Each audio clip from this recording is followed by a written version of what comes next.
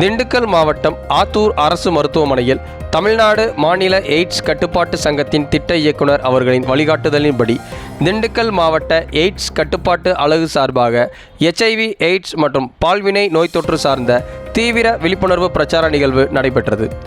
இந்நிகழ்வில் நம்பிக்கை மைய ஆய்வக நுட்புணர் கௌசல்யா வரவேற்புரையாற்றினார். மாவட்ட மேற்பார்வையாளர் ஜெசிந்தா முன்னிலை வகித்தார்.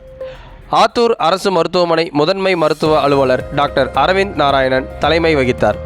மாவட்ட மேற்பார்வையாளர் அவர்களும் மருத்துவ அலுவலர் அவர்களும் ஆற்றுநர் அவர்களும் HIV எய்ட்ஸ் மற்றும் பால்வினை நோய் தொற்று சார்ந்த தீவிர விழிப்புணர்வு பிரச்சாரம் சார்ந்த தகவல்களை விளக்க குறிப்புகளோடு ஆட்டோ ஓட்டுநர்களுக்கு வழங்கினர்.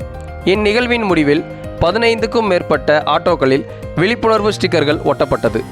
மேலும் நடமாடும் வாகன ஆற்றுநர் தமிழரசன் மற்றும் உதவியாளர் பால்ராஜ் ஆகியோர் பொதுமக்களிடையே விழிப்புணர்வு துண்டு பிரசுரங்களை வழங்கினர்.